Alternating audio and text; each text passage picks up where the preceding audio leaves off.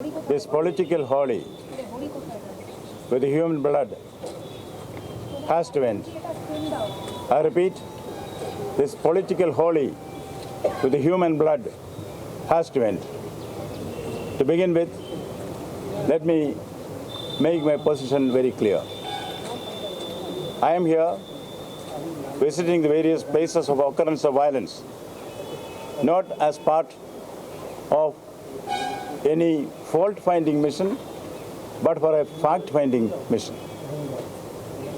The statements made here will be within the Constitution of India and within the mandate of the Governor. Let me make it very clear that under the Constitution, my constitutional colleagues have every right to exercise their duties freely and frankly, fearlessly, and Governor will not interfere in their turf. They will function independently. Having said this, I would like to make it very clear. My visit to the field has convinced me that there is violence in certain pockets in West Bengal. There is the manifestation of what may be called the politics of murder, the politics of intimidation, the politics of muscle flexing. Who is responsible for this is not my priority now. My priority is the fact that violence exists. People in some pockets at least are scared of the goons and the lawbreakers. That is a fact which has to be addressed. What did I see? I saw murder. I saw intimidation. I saw heinous crimes heaped upon innocent people. This is in certain pockets which I visited. To be specific, I went, yes, this is Basanti, Canning, Bangar, Kuch Bihar, Ghanta, Sitai, Siliguri, then Darjeeling and Kalimpong I visited.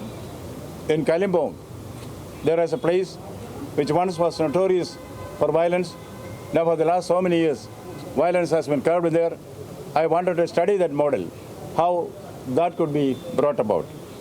Then of course, as a part of the visit to the field, basically for communication with the common man, I could also visit Diolo, then Mala Bazar, Mission Hospital, Ghanta Hospital, PK Shah Hospital. These three hospitals, I went and visited persons who were injured and also made arrangements for the medical treatment and tried to do some confidence building among the poor people.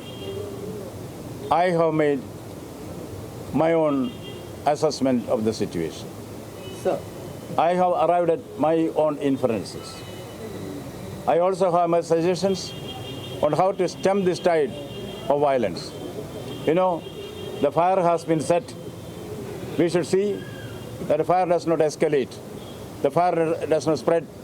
We have to douse the fire. That is possible.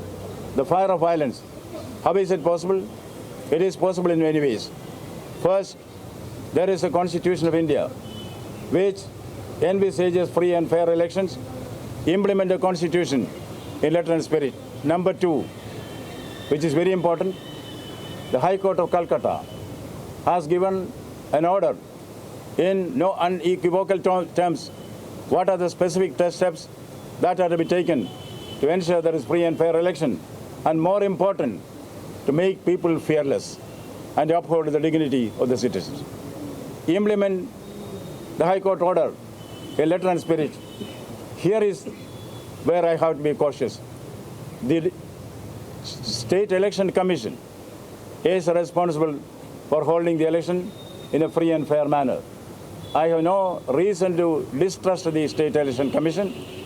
I still believe that the State Election Commission will rise to the occasion and will certainly implement the High Court order in letter and spirit and ensure that violence is curbed and the ecosystem is built up where the voter can go and freely cast his vote. For this, what are the actions to be taken? I have 5 points specific points which comes as my observation. I underline observation, not instruction, not direction, as my observation, not even advisory, to my constitutional colleague, the State Election Commission. What those observations are, I will not share with the press now, because etiquette demands, propriety demands that my constitutional colleague is given the freedom to act according to his conscience and according to his sense of right and wrong. That will be given in confidence to him, and I have made my own assessment about who are the gang leaders who are behind this. Yes, it is for the investigating agencies to establish their complicity or involvement. But as a person, as a senior citizen with the experience of 45 years in public administration, I am convinced who are the gang leaders. That is also something which I will share with the competent authorities in confidence. I will wait for 48 hours.